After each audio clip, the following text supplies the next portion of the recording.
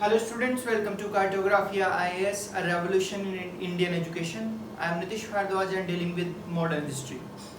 तो बच्चों, जैसे कि पिछली क्लास में मैंने आप लोगों को समझाया था, बताया था अच्छे से डिटेल में कि किस प्रकार से फ्रांसीसियों को यहाँ पर व्यापार तथा राजनीतिक हस्तक्षेप से बेदखल कर दिया गया।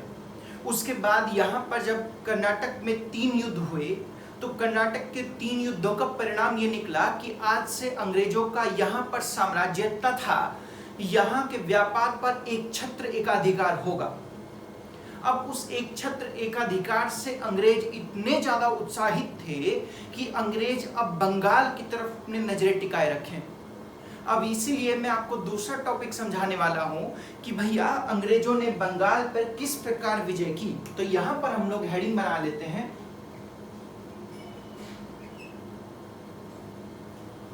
अंग्रेजों की बंगाल विजय। आज पूरी क्लास में चर्चा इसी टॉपिक पर होगी कि अंग्रेजों ने बंगाल पर किस प्रकार विजय प्राप्त की थी। ठीक है, यहां पर ये हमारा आज का टॉपिक बना है। बड़ा महत्वपूर्ण टॉपिक है क्योंकि इसमें आप लोग प्लासी का युद्ध देखोगे, बक्सर का युद्ध देखोगे और ये युद्ध आपको डेट वाइज याद करने हैं। साथ ही साथ में हम लोग प्लासी के युद्ध को षड्यंत्र वाला युद्ध क्यों कहते हैं, क्या उसको युद्ध की संज्ञा देना सही होगा कि गलत होगा, यहां पर आप लोग बहुत सारी ऐसी चीजें देखोगे। अब क्या है वे चीजें, जरा समझते हैं इसको। सबसे पहले हम लोग समझने की कोशिश करेंगे मैप से। अगर आप मैप में देख पा रहे होंगे बच्चों, तो यहां पर बॉम्बे प्रोविंस, मद्रास प्रोविंस और एक था बंगाल प्रोविंस। ये 3 हिस्से थे। बंगाल प्रोविंस का जो नवाब होता था, ये बांग्लादेश आज का, यहां का पश्चिम बंगाल, साथ में बिहार और उड़ीसा, इन राज्यों का नवाब एक ही हुआ करता था तथा इन राज्यों को कंट्रोल करने वाला एक हुआ करता था। इधर मद्रास में आप लोग जानते हो कि मद्रास इस समय तक किसके हाथ में है, तो अंग्रेजों के हाथ में है। सेंट फोर्ट जॉर्ज नामक फैक्ट्री वहां पर उन्होंने लगाई हुई है। बॉम्बे उनके पास था, इसलिए अब वे बंगाल की तरफ निगाहें टिका कर रखे थे क्योंकि बंगाल पे भी उनको राजनीतिक हस्तक्षेप करना था। वैसे यहां पर अगर कलकत्ता में देखा जाए तो कलकत्ता, मैंने आपको याद कीजिए, मैंने आपको जब फ्रेंच ईस्ट इंडिया कंपनी या फिर ब्रिटिश ईस्ट इंडिया कंपनी जब मैं आपको पढ़ा रहा था तो मैंने आपको कहा था वहां पर कि सूतानाती, कोलिकाता और एक नगर और था, उन तीनों को मिलाकर कलकत्ता शहर की स्थापना की गई थी। और यहां पर फोर्ट विलियम नाम की फैक्ट्री जो है वो अंग्रेजों ने स्थापित की थी। कहां पर, तो कलकत्ता में फोर्ट विलियम। ठीक है, यहीं पर ही एक फ्रांसीसी अड्डा था, चंद्रनगर।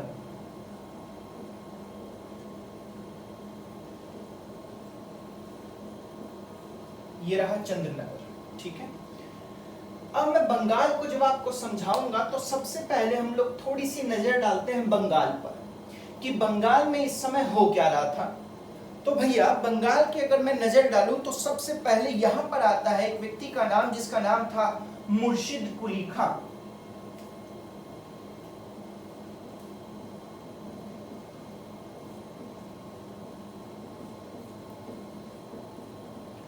मुर्शिद कुली खां को यहाँ का दीवान बनाया गया और यहाँ का ये दीवान 1700 से 1727 तक रहा।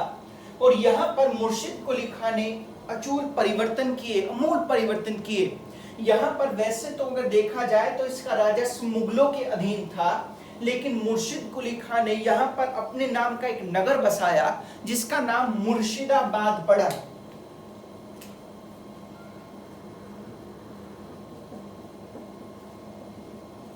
और इस मुर्शिदाबाद में अपनी राजधानी को परिवर्तित किया गया। अब भैया क्वेश्चन ये पैदा होता है कि इससे पहले वाली राजधानी कौन सी थी जो बाद में मुर्शिदाबाद बन गई है। तो इससे पहली राजधानी बच्चों बांग्लादेश में एक जगह पड़ती है, ढाका, यहाँ की राजधानी है इस समय बांग्लादेश की। पहले राजधानी थी ढाका, लेकिन मुर्शिद कुली खां ने इस ढाका को परिवर्तित कर दिया। कहां पर, तो मुर्शिदाबाद परिवर्तित कर दिया। अर्थात आज से बंगाल की अगर मैं राजधानी देखूं तो यहां पर मुर्शिदाबाद उसकी राजधानी बनेगी। इसके बाद मुर्शिद कुली खां क्योंकि यहाँ के दीवान के पद पर बैठा हुआ था और जैसे ही इसकी मृत्यु होती है तो यहाँ पर मुर्शिद कुली खां के बाद एक नया व्यक्ति यहाँ पर बैठता है गद्दी पर, जिसका नाम था बच्चों, आप लोग एक युद्ध भी देखो खैर आगे चलकर, लेकिन यहाँ पर इसके बाद शुजा, एक व्यक्ति है शुजा, यहाँ की गद्दी पर बैठेगा और 14 साल तक यहाँ पर शासन करेगा शुजा।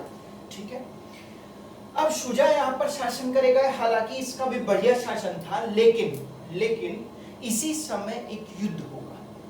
1739 में बच्चों एक युद्ध हुआ और इसी युद्ध का नाम पड़ा गिरिया का युद्ध।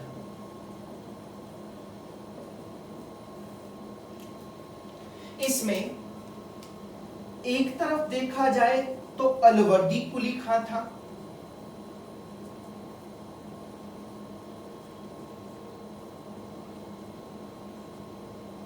ये रहे, और दूसरी तरफ अगर देखा जाए तो यहां पर सरफराज खां था।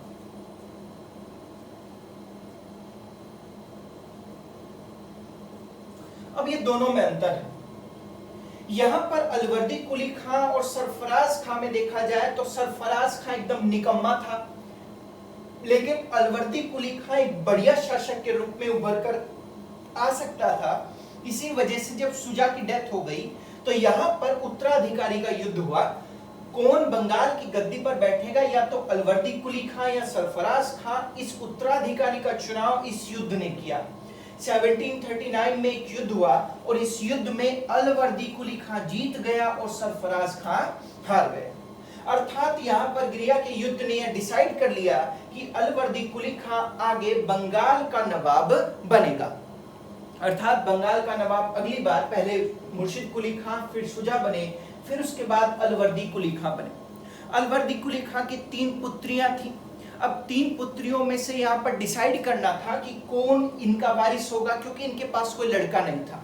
अब सबसे छोटी बेटी के लड़के को यहाँ पर इन्होंने अपने वारिस के रूप में चुना और अपने वारिस के रूप में जिसको चुना उसका नाम था सिराजुद्दौला।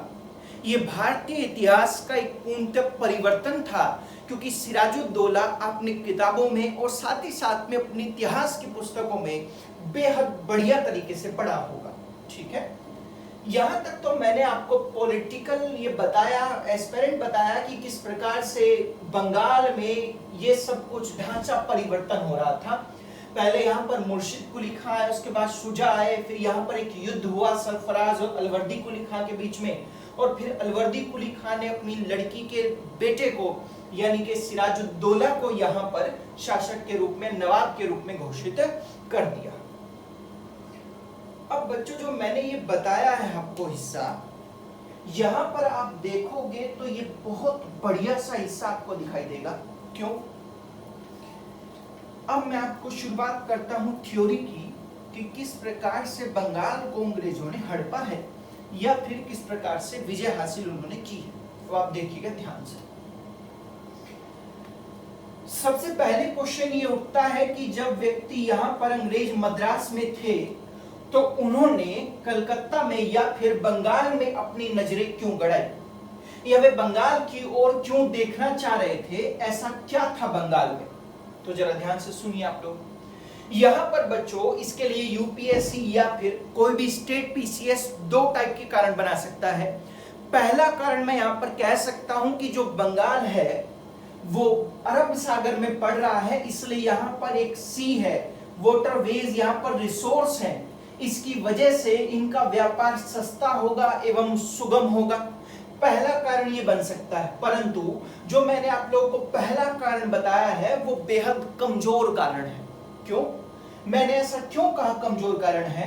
क्योंकि अगर आप देखोगे तो दक्षिण भारत के इस वाले हिस्से में यहां से लेके यहां तक का अगर आप देखोगे तो पूरा का पूरा समुद्री किनारा ही है, और समुद्री किनारे से व्यापार सुगम होगा और सस्ता होगा। और वैसे भी अगर आप यहाँ पर हो, इंग्लैंड अगर यहाँ है तो यहाँ पर आना उनको सस्ता पड़ता था, यहाँ बाकायदा महंगा पड़ रहा है। इसलिए ये वाले पोर्ट समुद्र के किनारे ज्यादा फायदेमंद है इंग्लैंड को, बल्कि इन मुकाबले। ठीक है, हम लोगों को समझ में आया कि पहला कारण तो हमने दिया लेकिन कम जोड़ दिया। अब मेन रीजन आपको समझना है, जरा मेन रीजन समझिए आप लोग। यहां पर बच्चों अगर कलकत्ता या फिर बंगाल को देखा जाए तो 1500 के आसपास भी अगर आप लोगे तो खैर सेंसस, क्योंकि मैं 1700 के आसपास का कर रहा हूं, तो 1706 से और 1750 की बात कर रहा हूं, इन दोनों के बीच की। यहां पर बच्चों कलकत्ता में जो जनसंख्या थी 1706 में वो 15,000 थी, लेकिन 1750 तक आते आते कलकत्ता में जनसंख्या 1 लाख के पार हो गई। यहां पर 1706 में 15,000, परंतु 1750 तक आते आते 1 लाख जनसंख्या पार हो गई। और यहां पर बंगाल में ढाका और साथ में कलकत्ता दो ऐसे नगर हो गए जो घनी आबादी वाले नगर थे। पहला कारण यह रहा। मैं इसमें और भी विचार करूंगा अभी आप केवल कारण को सुनिए।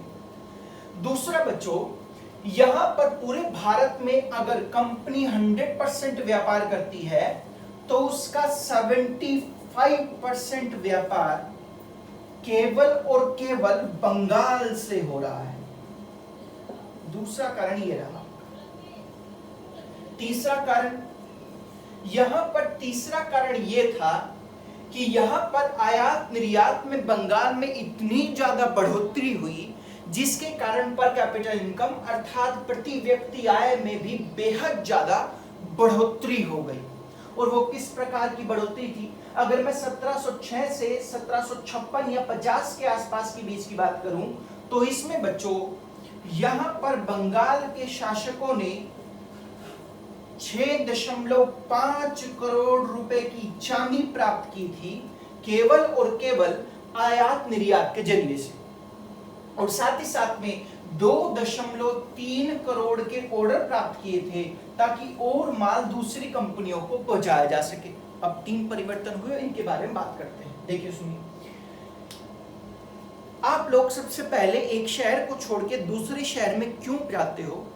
आप लोगों ने सुना होगा प्रवास होता है, एक शहर से दूसरे शहर में जाना, माइग्रेंट्स हो जाते हैं कुछ। तो यहां पर लोग माइग्रेंट्स कलकत्ता और ढाका ही क्यों आ रहे थे? क्योंकि इनकी जनसंख्या लगातार बढ़ रही थी तथा यहां पर जो इंफ्रास्ट्रक्चर है बंगाल में वो सबसे ज्यादा यहां पर उभर कर आ रहा था। इस वजह से लोगों के पास पैसा था तो सर्विस लेने के लिए, सेवा प्राप्त करने के लिए लोग इन शहरों की ओर खींचे चले जा रहे थे।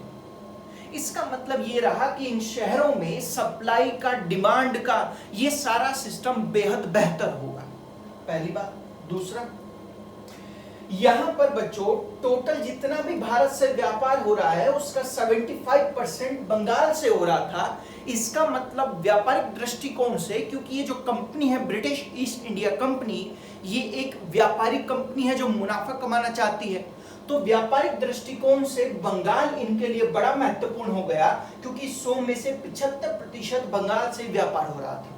दूसरा, यहां पर व्यापार इतना तेजी से बढ़ा जिससे कि यहां पर रहने वाले लोगों की प्रति व्यक्ति आय बढ़ी। साथ ही साथ में जब आय बढ़ेगी तो डिमांड ज्यादा होगी, और डिमांड को पूरा करने के लिए कोई ना कोई कंपनी तो चाहिए आपको, या फिर कोई ना कोई ऐसा फैक्ट्री चाहिए जो प्रोडक्शन करके आपकी डिमांड को फुलफिल कर सके। तो बिल्कुल यहां पर दूसरा कारण साफ दिखाई देता है। अगर मैं इन तीनों को एक लाइन में ले लूं तो पहला कारण यहां पर British East India Company Bengal की ओर जाना चाह रही थी, तो उसका पहला कमजोर कारण यह था कि वो समुद्र के किनारे थी, परंतु ताकतवर कारण यह बनता है कि बंगाल इस समय पर भारतीय क्षेत्रों में सबसे समृद्ध एवं शक्तिशाली क्षेत्र के रूप में उभर कर आ रहा था। ठीक है, और कोई भी क्षेत्र अगर जो कमजोर होता है तो उसकी जिम्मेवारी भी लीडर के पास यानी कि नवाब के पास जाती है, और कोई भी क्षेत्र ताकतवर होता है तो उसकी जिम्मेवारी भी किसके पास जाएगी? तो लीडर के पास जाएगी। और बिल्कुल मैं यहां पर कहूंगा आपको कि बंगाल का क्षेत्र ताकतवर था या समृद्धशाली था, अर्थात इसके पास कैपिटल थी, पैसा था, तो मात्र और मात्र यहाँ के नवाब की दूरदर्शिता के कारण, यहाँ के नवाब ने बहुत बढ़िया कार्य किया था उसके कारण। इसमें पहला नाम मुर्शिद कुली खां का आता है जो दीवान थे यहाँ के।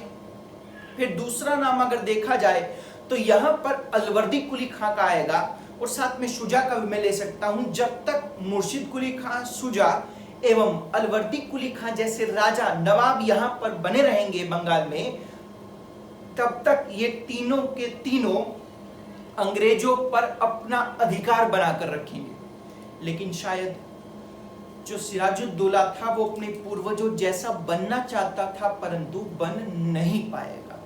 इसलिए हम जब सिराजुद्दौला को पढ़ेंगे तो वो टाइम होगा जिसमें सिराजुद्दौला के हाथ से सत्ता फिसलती हुई दिखाई देगी और किसके हाथ में जाती हुई दिखाई देगी, तो अंग्रेजों यानी कि ब्रिटिशर्स के हाथ में वही सत्ता आपको स्थानांतरित यानी कि ट्रांसफर होती हुई दिखाई देगी। ठीक है, आगे की ओर समझने की कोशिश करते हैं। यहां तक कि मैंने एक शब्द बोला आपको कि अगर कोई भी राज्य जो है समृद्धशाली होता है तो उसके मुखिया की जिम्मेवारी होती है वो भी। तो अलवर्दी कुली खां की शायद एक लाइन से आपको समझ में आए कि अंग्रेज किस प्रकार से एक्ट करना चाहते थे और अलवर्दी कुली खां उनको किस प्रकार से समझता था। अलवर्दी कुली खां बच्चों यहां पर कहता है कि अंग्रेज एक मधुमक्खी की छत्ते की तरह हैं। अगर उनको ढंग से रखोगे, एक ऑर्गेनाइज्ड वे में, संगठित वे में रखोगे तो छत्ते से तुम लोग शहद निकाल सकते हो, परंतु अगर वे कहीं बिगड़ गए तो आपको काट काट कर वे खत्म कर देंगे। अर्थात यहां पर अलवर्दी कुली खां ने अंग्रेजों की तुलना जो है वो हनी बी से यानी कि मधुमक्खी के छत्ते से कर दी थी। ये बहुत छोटी सी बात में एक बड़ी सी बात कहना चाहता है, छोटे से सेंटेंस वाक्य में एक बहुत बड़ा वाक्य समाहित करता है इसमें। हालांकि यहां पर अलवर्दी कुली खां के विचार 1756 में इसके साथ ही समाप्त हो गए और इसके साथ जब समाप्त हुए तो उसके बाद सिराजुद्दौला गद्दी पर बैठा और यहां पर अंग्रेज विचार कर रहे थे बच्चों कि जैसे ही कोई कमजोर शासक इस गद्दी पर बैठेगा बंगाल की, तभी हम बंगाल में हस्तक्षेप की नीति को अपनाएंगे तथा वहां की राजनीतिक उठापटक में हम भी उसमें अपने हाथ धोएंगे। ऐसा यहां पर अंग्रेज सोचकर चल रहे थे। आइए मैं इसको मिटाता हूं और आगे की कहानी को हम लोग सुनते हैं।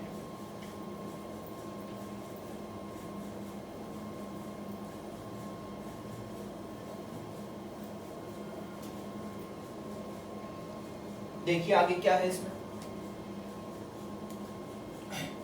अब यहां पर राजा बना सिराजुद्दौला।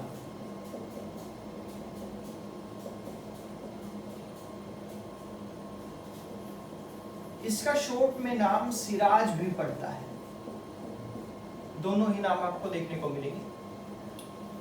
यहां पर ये राजा 1756 में बना, गद्दी पर नवाब बना, परंतु 1756 से 1757 तक ही ये रह पाया।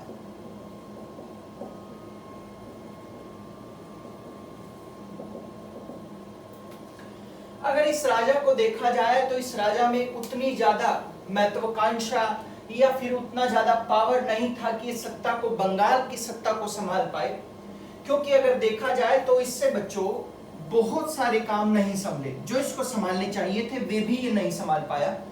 इसकी एक चाची थी जिसका नाम था घसीटी बेगम। ये जो चाची थी घसीटी बेगम, जब ये सिराजुद्दौला को नवाब के पद पर बिठाया जा रहा था तब इसने इसका विरोध किया था। ठीक है, और यहीं पर इसका एक चचेरा भाई भी होगा, वो भी इसका विरोध करेगा, इसको भी यहाँ पर नहीं बिठाना चाहिए ऐसा कहेगा, और उसका नाम था शौकत जंग।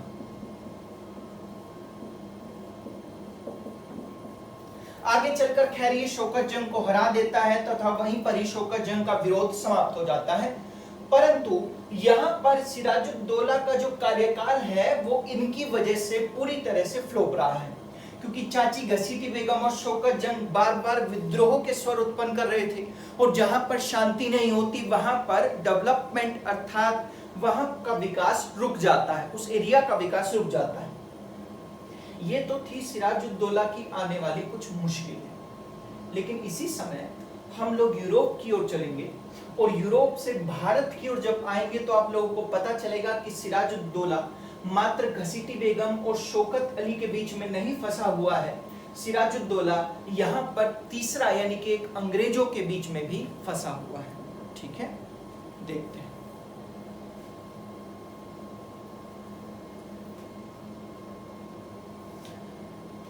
बच्चों इसी समय पर सप्तवर्षीय युद्ध हो रहे हैं। पिछली क्लास में जब मैं आया था तो आपको बताया था मैंने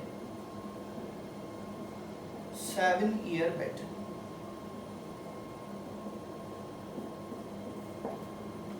ये जो सप्तवर्षीय युद्ध लड़े जा रहे थे ये फ्रांस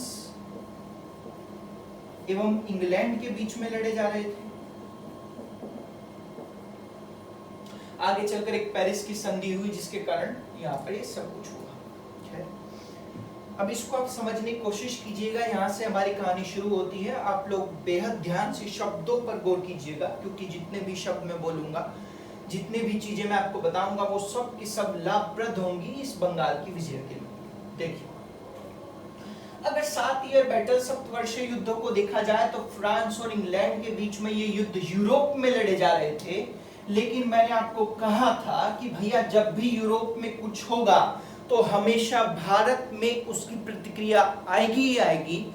और इसके लिए मैंने आपको एग्जाम्पल भी दिया था कि अगर भारत और पाकिस्तान का युद्ध होता है तो भारत और पाकिस्तान का युद्ध होने के बाद जो अमेरिका में रहने वाले भारतीय और पाकिस्तानी हैं उनमें भी आपको इस युद्ध की झलक दिखाई देगी। यहां तक तो अंग्रेज इस बात को कहते हैं कि अगर यूरोप में कोई एक भी तोप का गोला गिरा तो उस तोप के गोले की चिंगारी वहां तक जाकर गिरेंगी जहां जहां पर हम दोनों के उपनिवेश होंगे। अर्थात बच्चों, यहां पर अंग्रेज ये कहना चाहते हैं कि अगर फ्रांस और इंग्लैंड के बीच में कभी भी युद्ध हुआ तो वहां तक उसका संघर्ष जाएगा जहां जहां पर हमारी और इसकी फैक्ट्रियां होंगी। और आप देख पा रहे होंगे कि कलकत्ता में फोर्ट विलियम और चंद्रनगर है। यहाँ पर पूरे बंगाल में फोर्ट विलियम अंग्रेजों का है, ब्रिटिशर्स का है, और चंद्रनगर किसका है तो फ्रांस का है।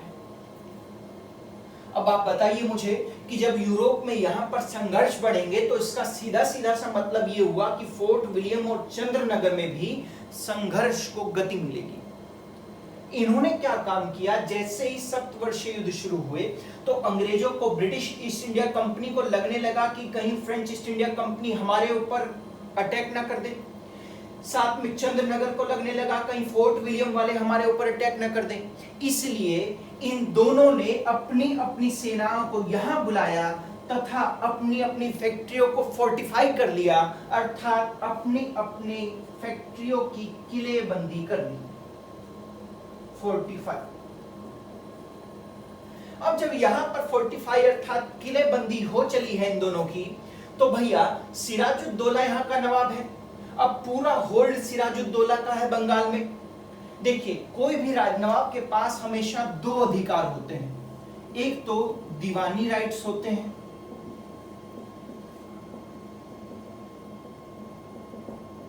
और दूसरा निजामी राइट्स होते हैं, निजामत के अधिकार। यहां पर नवाब के पास दीवानी है और निजामत है। दीवानी में क्या होगा बच्चों, कर लिया जाएगा या दिया जाएगा, अर्थात टैक्स सिस्टम को संभाला जाएगा। निजामी में लॉ एंड ऑर्डर की सिचुएशन को बरकरार रखना एवं न्याय देना, ये निजामत में आता है। अर्थात यहां पर अगर आप देख रहे होंगे कि जब इन फैक्ट्रियों ने अपने आप को फोर्टिफाई कर लिया, किलेबंदी कर ली, अर्थात इनके बीच में युद्ध के बादल छा चुके हैं, तो यहां पर सिराजुद्दौला को इस बात का समाचार मिला कि यहां पर फोर्ट विलियम और चंद्रनगर ने एक दूसरे को फोर्टिफाई कर लिया है, किलेबंदी कर ली है। तो सिराजुद्दौला ने फोर्ट विलियम और चंद्रनगर को एक पत्र लिखा और इस पत्र में कहा गया कि मैं यहां का नवाब हूं, अगर आपको सुरक्षा की आवश्यकता हो तो आप मुझसे कहिए, मैं आप दोनों को सुरक्षित स्थान एवं सुरक्षा प्रदान करूंगा, परंतु आप अभी के अभी अपनी फैक्ट्रियों में जो सैनिक बुलाए हैं उनको वापस भेज दीजिए तथा यहां पर आज से किलेबंदी नहीं की जाएगी। अर्थात किलेबंदी 45 को यहां पर सिराजुद्दौला ने डिनाई कर दिया या अपनी सहमति नहीं दी। अब यहां पर चंद्रनगर वाले तो इस बात को मान गए, परंतु चंद्रनगर वाले मान गए लेकिन फोर्ट विलियम ने इस बात को नहीं माना। अब जैसे ही फोर्ट विलियम इस बात को नहीं मानेगा तो सिराजुद्दौला और गुस्से में आएगा। तो पहले सिराजुद्दौला के गुस्से का कारण यह था कि फोर्ट विलियम अपने आप को फोर्टिफाई कर रखा था, परंतु सिराजुद्दौला उसको डिनाई कर चुका था, मना कर चुका था कि आप फोर्टिफाई मत कीजिए। लेकिन उसके बावजूद भी इन्होंने नवाब की बात को नहीं माना। पहला कारण। दूसरा सुनिए, दूसरा बच्चों यहां पर कारण थोड़ा सा कमजोर बन जाता है। वो भी कारण क्योंकि इस कारण को इतना ज्यादा हम लोग महत्व नहीं देते हैं। यहां पर एक व्यक्ति था राजबल्लभ जो इसके यहां पर काम किया करता था, और उस राजबल्लभ का एक पुत्र था जिसका नाम था कृष्णदास। ये कृष्णदास ने क्या काम किया, यहां पर भ्रष्टाचार किया सिराजुद्दौला के कार्यकाल में, और खूब सारा पैसा राजस्व से इकट्ठा किया और इकट्ठा करके भाग गया, और फोर्ट विलियम में उसको जगह दे दी गई। अर्थात अंग्रेजों ने बच्चों एक भ्रष्ट अधिकारी को, जो किसके दरबार से भागा था, सिराजुद्दौला के दरबार से भागा था, उसको अपने यहां पर रहने का स्थान प्राप्त करा दिया। अब इस बात से भी सिराजुद्दौला नाराज हो गया, अर्थात इसके पास नाराजगी के दो कारण हो गए। अब दूसरा सुनिए, यहां पर अगर मैं सिराजुद्दौला की कमजोरी की व्याख्या करूं तो सिराजुद्दौला की पहली कमजोरी यह थी कि सिराजुद्दौला शॉर्ट टेम्पर्ड था, अर्थात जल्दी गुस्सा करने वाला व्यक्ति था। यह जब गुस्से में आता था तो कोई भी वर्तमान, भूत या भविष्य को नहीं देखता था, यह सीधा अपने दिल और दिमाग से काम लेकर हमला कर दिया करता था। ठीक है, यहां पर सिराजुद्दौला का जब फोर्ट विलियम ने आदेश नहीं माना तो सिराजुद्दौला ने अपनी सेना को संगठित किया, और सेना को संगठित करने के बाद इसने सीधा अटैक किस पे कर दिया, तो कलकत्ता पर फोर्ट विलियम जो अंग्रेजों की फैक्ट्री हुआ करती थी। अब मैं मिटा रहा हूं यहां पर।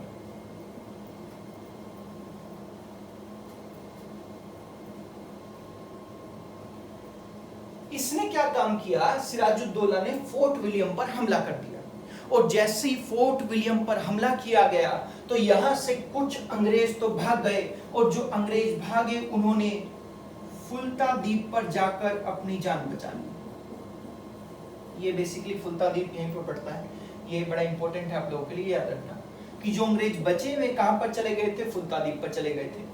हालांकि यहां पर सिराजुद्दौला अचानक से पहुंचा था, इसलिए ब्रिटिश कंपनियों को यहां पर तैयारी करने का मौका नहीं मिला था, इसलिए सिराजुद्दौला ने उनको बढ़िया तरीके से हराया और 146 लोगों को बंदी बना लिया गया। अच्छा, ये बंदी कौन थे, अंग्रेज थे कि भारतीय थे, तो सब के सब ब्रिटिश थे। ठीक है, अंग्रेज थे।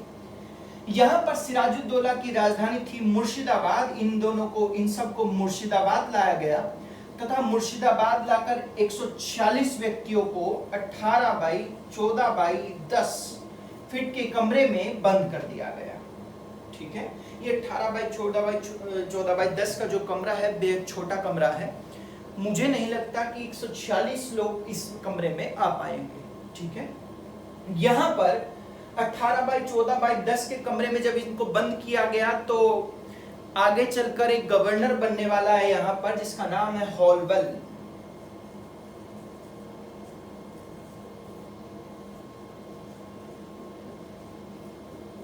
हॉलवेल को फादर ऑफ ब्लैक होल या इस घटना का जनक कहते हैं हम लोग। क्यों कहते हैं हम लोग इस घटना का इनको जनक? क्योंकि बच्चों 146 लोगों को जब बंदी बनाया गया तो हॉलवेल कहता है कि इन 146 लोगों में मैं भी यहां पर मौजूद था, और ये हॉलवेल इस घटना को बताते हुए कहता है कि यहाँ पर मुर्शिदाबाद में हमको ले जाया गया तथा 18 बाई 14 बाई 10 के कमरे में हमको बंद कर दिया गया। इस कमरे में एक भी रोशनदान नहीं था तथा इसके दरवाजे को भी एक ताले से बंद कर दिया गया। यहाँ पर ऐसा लग रहा था कि एक अंग्रेज दूसरे अंग्रेज के ऊपर लेटा हुआ है तथा हमको सांस भी नहीं आ रही थी। इसलिए जब अगली शाम को इनको बंद किया गया था, जब अगली सुबह को ये दरवाजा खुला तो यहाँ पर 146 अंग्रेज बंद किए गए थे, परंतु मात्र 23 अंग्रेज ही बाद में जिंदा बच पाए। अर्थात बच्चों यहाँ पर 123 अंग्रेज जो है वो मृत्यु को प्राप्त हो गए। अब ये भी एक घटना बड़ी महत्वपूर्ण बनती है। इसलिए होलवेल ने बच्चों ये कहा, क्योंकि यहाँ पर इस कमरे में कोई भी रोशनदान नहीं था, इसलिए जब हम कमरे में बंद थे तो ऐसा लग रहा था कि हम एक ब्लैक होल में फंस गए हैं जहां से कभी वापस नहीं आएंगे। इसलिए इस घटना को यहाँ पर होलवेल ने ब्लैक होल इंसिडेंट या ट्रेजेडी के नाम से पुकारा है। इसको हिंदी में काल कोठड़ी की घटना लिखा जाता है। ठीक है, तो यहाँ पर आप लोगों के लिए एक बड़ा महत्वपूर्ण टॉपिक बना कि काल कोठड़ी की घटना क्या है, ब्लैक होल ट्रेजेडी क्या है। ठीक है, इसको आप लिख लीजिए।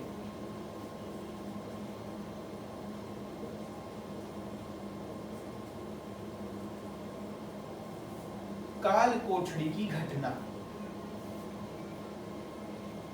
चलिए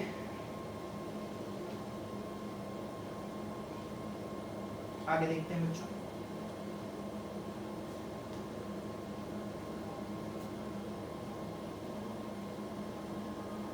ये आपका हो गया है, तो आगे चलिए बच्चों।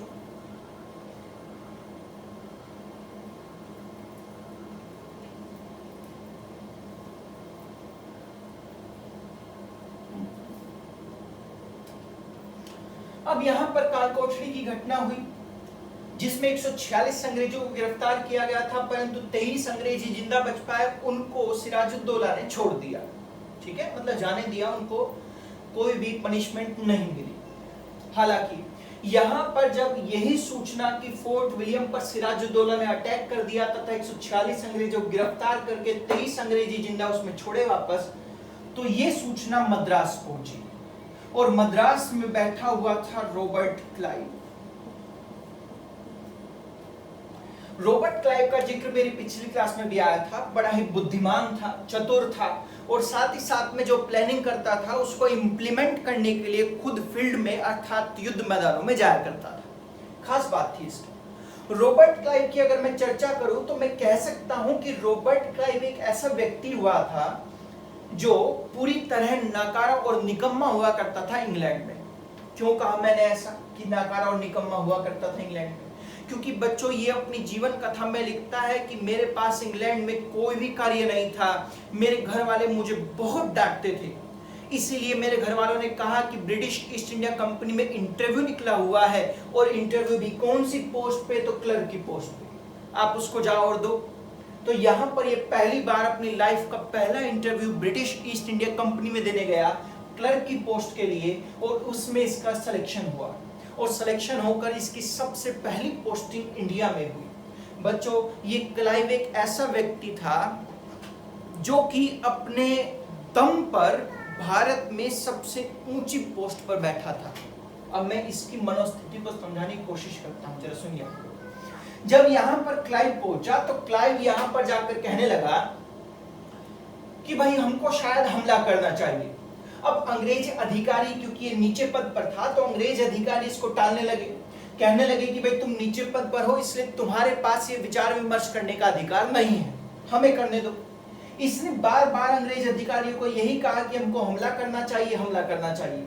तो एट लास्ट अंग्रेज अधिकारी इससे गुस्सा हुए और कहने लगे कि अगर तुम करना चाहते हो तो तुम ही जाकर कर सकते हो। ठीक है, अर्थात सारी सेना किसको दे दी गई? क्लाइव को दे दी गई। तो बच्चों यहाँ मद्रास से क्लाइव जो है स्थल मार्ग से कलकत्ता की ओर बढ़ा तथा जल सेना लेकर यहां से वॉटसन इसकी मदद के लिए बढ़ गया। तो दो अधिकारी, एक तो क्लाइव था जिसके पास स्थल की सेना थी, आर्मी थी, और दूसरा वॉटसन था जिसके पास नेवी थी अर्थात जल सेना थी, और ये दोनों के दोनों कलकत्ता फोर्ट विलियम की ओर बढ़ रहे थे। सही। अब जरा आप लोग ध्यान से सुनिएगा क्या क्या यहाँ पे डेवलपमेंट्स हो रहे हैं। यहाँ पर क्लाइव ये लिखते हुए कहता है कि ये मेरी जिंदगी का एक टर्निंग पॉइंट हो सकता था, या तो मैं सिराजुद्दौला को युद्ध में हरा दूंगा या फिर नहीं हराऊंगा। सिराजुद्दौला कहता है कि क्लाइव कहता है कि अगर मैंने सिराजुद्दौला को युद्ध में हरा दिया तो बंगाल में मुझसे बड़ा अंग्रेज अधिकारी आपको कोई नहीं मिलेगा। बिल्कुल ऐसा ही होगा। दूसरा यहां पर ये कहता था कि अगर सिराजुद्दौला को मैं नहीं हरा पाया तो ज्यादा से ज्यादा अंग्रेज मेरा ट्रांसफर करके वापस भेज सकते हैं, लेकिन मुझे मृत्युदंड नहीं दे सकते। क्योंकि अपनी याद करो ये पहले भी फ्रांसीसियो के टाइम पे एडवाइस दिया करता था और वो एडवाइस बिल्कुल सही हो रही थी, इसलिए फांसी तो इसका मतलब पैदा नहीं होता था। ठीक है, अब भाई साहब यहाँ पर क्लाइव लिखते हुए कह रहा है कि मैं एक जुआ खेल रहा था अपनी लाइफ के साथ, ये जुआ सही भी हो सकता था और गलत भी हो सकता था। अब क्लाइव सीधा पहुंचता है कलकत्ता और कलकत्ता में जाकर फोर्ट विलियम पर अधिकार कर लेता है। ठीक है, यहां पर जब ये फोर्ट विलियम पर अधिकार करता है तो इसी के बीच में अगर देखा जाए तो बच्चों यहां पर इसको एक व्यक्ति मिलता है, उसका नाम है राय दुर्लभ।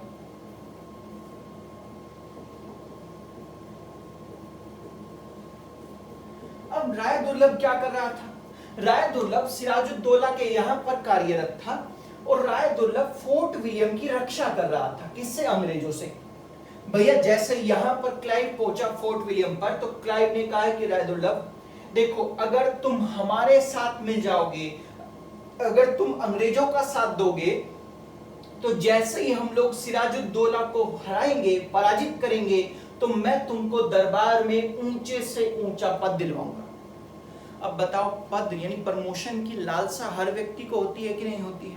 इसका मतलब यहां पर क्लाइव ने क्या काम किया? राय दुर्लभ को अपनी ओर मिला दिया।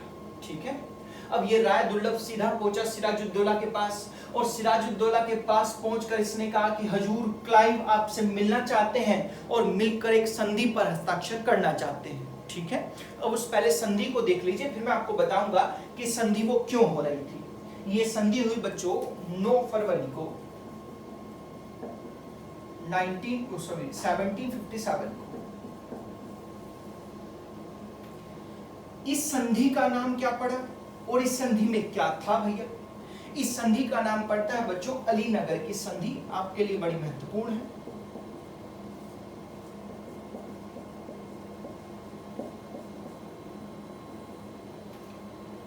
क्या था इस संधि में?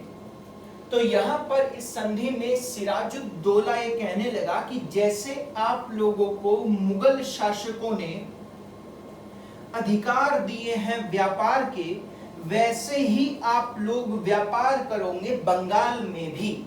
यानी इनके अधिकारों को यहां पर थोड़ा सा कम किया गया। यहां पर कहा गया कि जैसे मुगलों ने आपको अधिकार दिए हैं वैसे ही आप लोग आप यहां पर व्यापार कर सकते हो।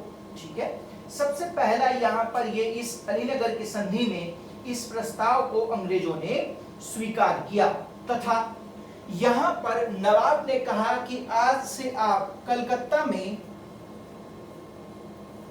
अंग्रेजी सिक्का ढाल सकते हो। यह भी एक बहुत बढ़िया सा अधिकार अंग्रेजों को प्राप्त हो गया इस संधि के द्वारा। यहां पर इस अलीनगर की संधि के अगर दोष को देखा जाए तो अलीनगर की संधि नवाब के अधिकारों को कम कर रही थी, यानी सिराजुद्दौला के अधिकारों को कम कर रही थी और अंग्रेजी अधिकारों को बढ़ा रही थी। क्योंकि सिक्का छापेंगे तो जाहिर सी बात है इकोनॉमी में इनका भी अधिकार या फिर इनका भी हिस्सा हो जाएगा। अर्थव्यवस्था में बंगाल की खासतौर पर इनका भी हिस्सा हो जाएगा।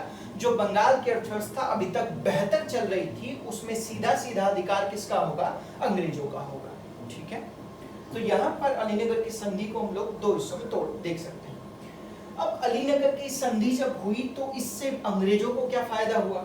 देखिए, अलीनगर की संधि में अंग्रेजों को यह फायदा हुआ कि क्लाइव ने कुछ समय तक अपनी सेना को रोके रखा तथा अपना जो षड्यंत्र था उसको फैलाने के लिए दूसरे लोगों से मिला। वे ऐसे लोग थे जो सिराजुद्दौला की सेना में या फिर दरबार में कार्यरत थे।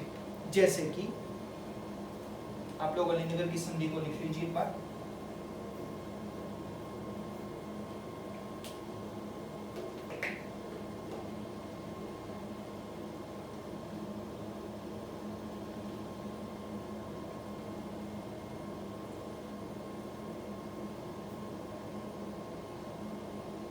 चलिए, लिख लिया होगा आप लोगों ने ऑप्शन।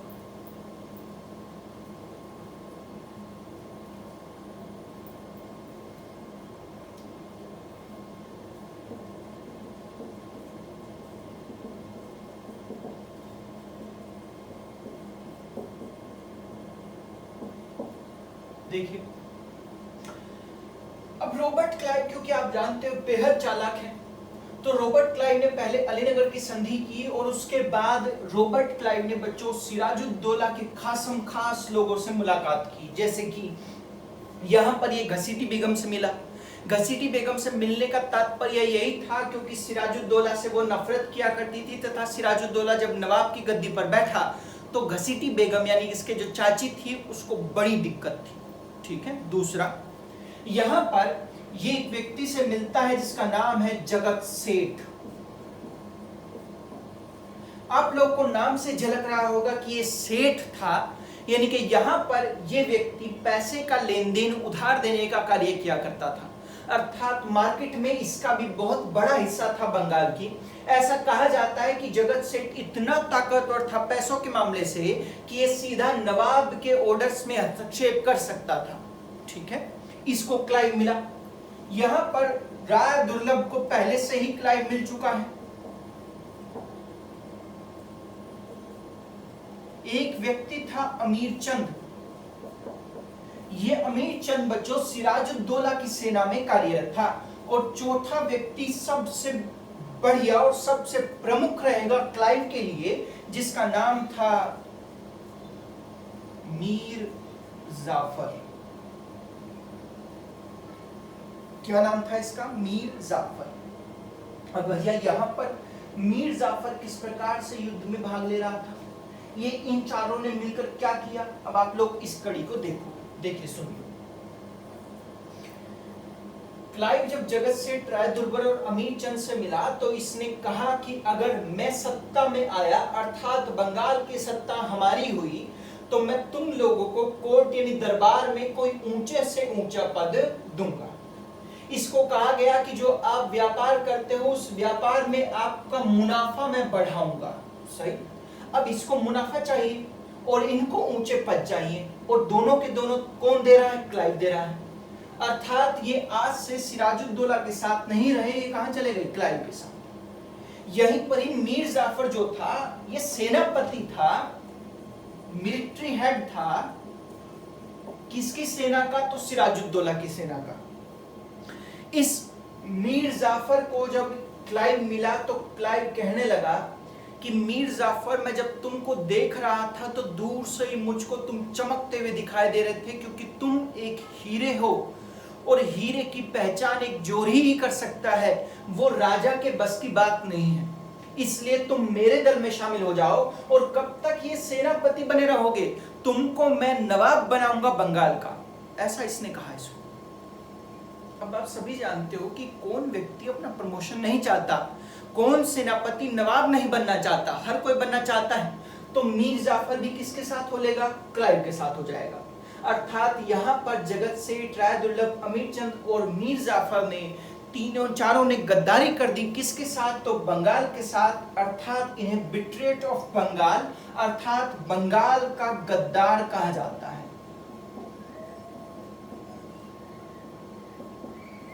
बिट्रेट ऑफ बंगाल, बंगाल का गद्दार कहा जाता है। अब यहां पर एक षड्यंत्र की शुरुआत हुई। क्लाइव ने कहा मीर जाफर को, क्योंकि तुम सेनापति हो इसलिए सिराजुद्दौला के साथ युद्ध में तो आना, परंतु युद्ध में आके किसी अंग्रेज को मत मारना। केवल तलवार चलाने की आवाज आनी चाहिए, लेकिन अंग्रेज मरने नहीं चाहिए। सही। और इसका रिजल्ट क्या निकला बच्चों? क्लाइव ने यहाँ पर सिराजुद्दौला के ऊपर झूठा इल्जाम लगा दिया कि आपने अंग्रेजों की हत्या की है। याद कीजिए आप ब्लैक होल ट्रेजेडी में, और साथ ही साथ में जो अलीनगर की संधि हुई थी, उस अलीनगर की संधि में आपने वायदा किया था कि आप शांति बनाकर रखोगे, लेकिन आपने अंग्रेजों के अधिकारियों को कम किया है, जिस वजह से शांति आपने नहीं बनाई। इसका मतलब यहाँ पर वायलेशन ऑफ ट्रीटी हो गया कि नहीं हो गया? जो संधि है उसको अधिकारों को समाप्त कर दिया गया कि नहीं कर दिया गया? अतः यहाँ पर क्लाइव ने अलीनगर की संधि का विरोध कर लिया और सिराजुद्दौला से युद्ध करने के लिए तैयार हो गया। अब सिराजुद्दौला के ऊपर झूठे इल्जाम लग रहे थे, और मैंने आपको कहा था कि ये राजा शॉर्ट टेम्पर्ड है, अधिक गुस्सा करने वाला है। इसको गुस्सा जल्दी आया, और जैसे इसको क्रोध आया, ये तुरंत के तुरंत कहां जाएगा? युद्ध करने जाएगा। इसी युद्ध का नाम पड़ता है बच्चों 23 जून को होने वाला बैटल ऑफ प्लासी।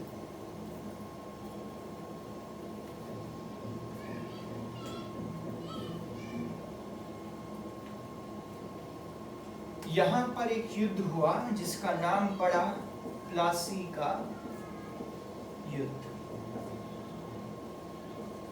23 जून 1757। इसमें एक तरफ था सिराजुद्दौला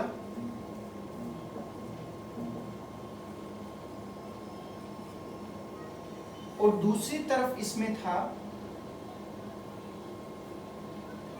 रॉबर्ट क्लाइव।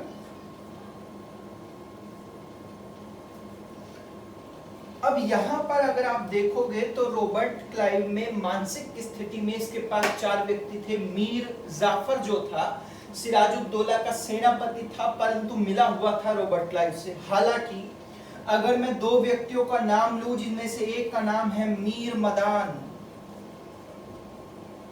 और दूसरे का नाम है मोहनलाल, ये दोनों के दोनों व्यक्ति बड़े ही प्रमुख थे यहाँ पर, क्योंकि ये मन से सिराजुद्दौला के साथ ही लड़ रहे थे तथा मीर मदान और मोहनलाल सिराजुद्दौला की सेना के महत्वपूर्ण हिस्से संभाल रहे थे। अर्थात ये गद्दार नहीं कहे जा सकते, ये अपने राजा के साथ ही खड़े हुए थे। यहाँ तक कि सिराजुद्दौला इतना बेकार राजा निकला कि मीर मदान सिराजुद्दौला को कहने लगा कि हजूर, मुझे अपने सूत्रों के हिसाब से खबर मिली है, गुप्तचरों के हिसाब से खबर मिली है कि जो हमारा सेनापति है जिसका नाम है मीर जाफर, वो क्लाइव के साथ जा मिला है। परंतु यहाँ पर सिराजुद्दौला इसकी बात पर विचार नहीं करता और कहता है कि नहीं नहीं, वो तो हमारे यहाँ पर बरसों से कार्यरत है, वो ऐसा कर ही नहीं सकता। अरे भाई, जब मीर मदान ने कहा है तो विचार तो करना चाहिए ना, और विचार बिना किए उसने किस बात के आधार पर यह बात कही होगी? इसका मतलब इस राजा की गलती है, इसको विचार करना चाहिए था। ठीक है, यहां पर इस बात को टाल दिया गया और जैसे टाला गया तो उसका खामियाजा भुगतेगा एक प्लासी के युद्ध में। इस युद्ध में मीर मदान और मोहनलाल को जैसे ही मारा तो यहाँ पर मीर जाफर आया और मीर जाफर आकर सिराजुद्दौला को कहने लगा कि हजूर, आप यहाँ से युद्ध मैदान छोड़कर भाग जाइए। क्यों भाग जाइए? तो सिराजुद्दौला को कहने लगा ये मीर जाफर कि हजूर, जब आप जिंदा रहोगे तभी तो अगली बार बंगाल जीत पाएंगे। अगर आपको क्लाइव ने मार दिया तो अगली बार बंगाल कैसे जीतेंगे? इसने कहा, वाह भाई वाह, कितना बढ़िया इंसान हो आप, मेरी इतनी ध्यान रखते हो आप जिसका कोई हद नहीं।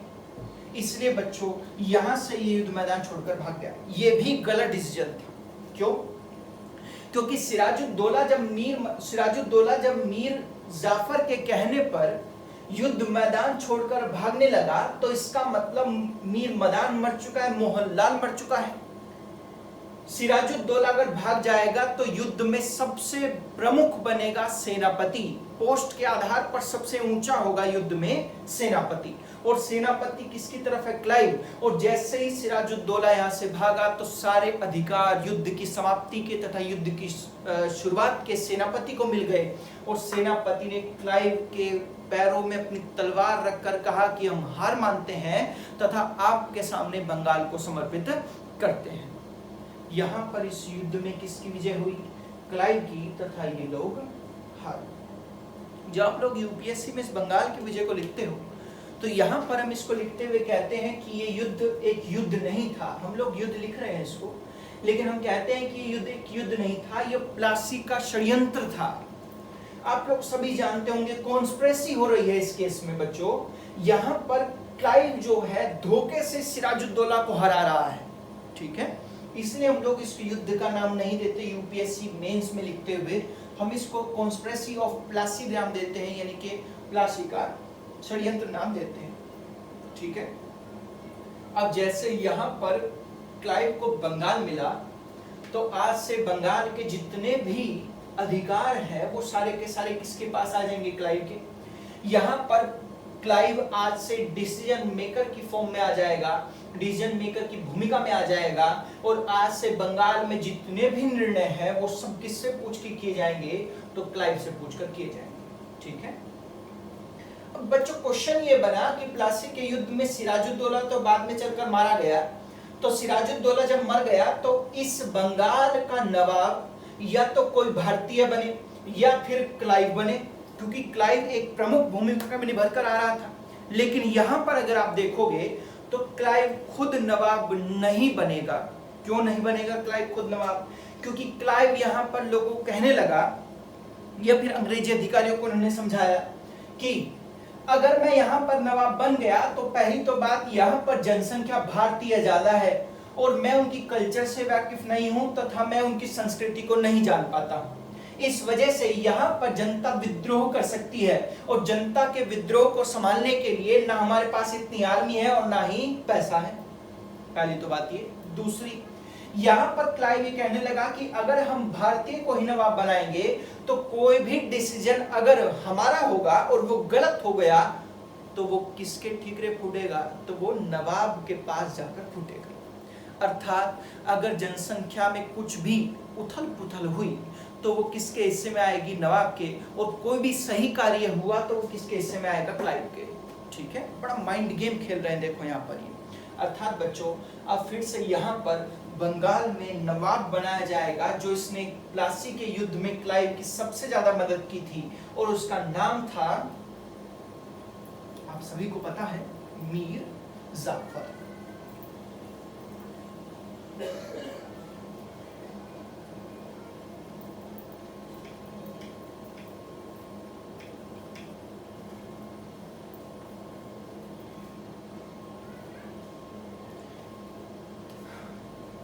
अगला नवाब बंगाल का बना प्लासी के युद्ध के बाद मीर जाफर।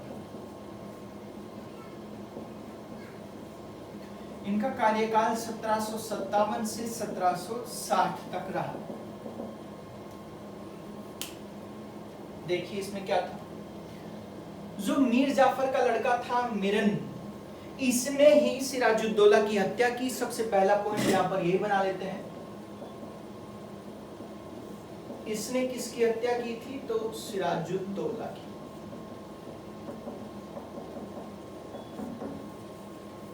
इसने इसको मार दिया था। ठीक है, अब आगे देखो बच्चों, मीर जाफर जो यहाँ का नवाब बना है तो मैं सीधा सीधा यहाँ पर कह सकता हूं कि मीर जाफर नवाब बना है किसकी सहायता से?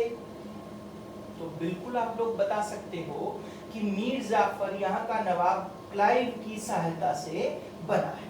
ठीक है, अब क्लाइव की सहायता से बना है अर्थात यहाँ पर ये कुछ क्लाइव को भी उपहार देगा तथा अंग्रेजों को भी उपहार देगा, क्योंकि आखिरकार क्लाइव भी तो एक अंग्रेज था।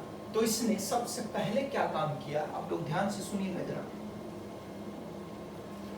इसने सबसे पहले 24 परगना, अभी भी पश्चिम बंगाल में इसी नाम से पड़ता है, 24 परगना की दीवानदारी बच्चों, दीवानी राइट्स,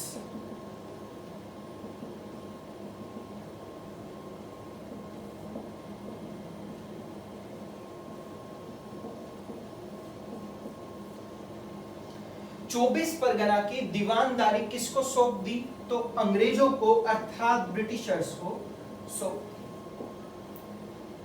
अब क्योंकि भीख में मिली हुई गद्दी है मीर जाफर को, इस वजह से यहां पर इसके साथ दिक्कत पेश आएगी, क्योंकि ये अच्छे निर्णय नहीं ले पा रहा है। अब 24 परगना के दीवानी राइट्स, दीवानदारी तो सौंप दी गई है अंग्रेजों को, लेकिन निजामी अधिकार किसके पास है? तो नवाब के पास है। इधर ध्यान से सुनना आप लोग, दीवानी राइट्स 24 परगना के ब्रिटिशर्स के पास, लेकिन निजामी राइट्स किसके पास? नवाब के पास। अब दिक्कत है इसमें, क्या दिक्कत है जरा ध्यान से सुनिएगा आप लोग। निजामी राइट्स में बच्चों लॉ एंड ऑर्डर की सिचुएशन आती है, यानी कि न्याय की और शासन की, ये खर्च है बिल्कुल। और दीवानी राइट्स में राजस्व की व्यवस्था आती है, अर्थात टैक्स सिस्टम की। तो 24 परगना की जितनी भी राजस्व था, कमाई थी, वो सारी अंग्रेजों के पास चली गई, और 24 परगना का जितना भी खर्चा था वो सब किसके पास रह गया? नवाब के पास रह गया। अच्छा ये आपको बताओ, यहाँ से आपको द्वैध शासन नहीं लग रहा है क्या इसमें? अभी तक ये 24 परगना में फैला है द्वैध शासन, ये आगे चलकर पूरे बंगाल में द्वैध शासन फैल जाएगा। ड्यूअल गवर्नमेंट फैल जाएगी, ठीक है। अब 24 परगना की दीवानदारी इसने अंग्रेजों को दी है, क्लाइव को नहीं दिया है अभी तक कुछ भी। अब क्लाइव को देने के लिए क्या मिला इसको भैया, तो यहां पर इसने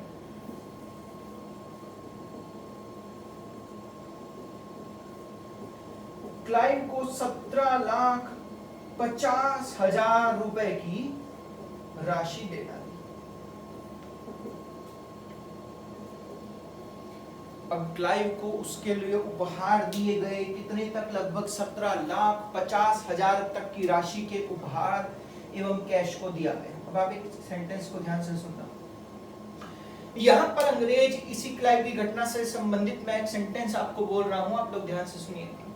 यहां पर अंग्रेज ये कहते हैं कि हम गंगा के किनारे पड़े हुए वो स्पंज हैं, स्पंज आप सभी जानते होंगे ना, जो बेसिकली येलो कलर की फॉर्म में होता है,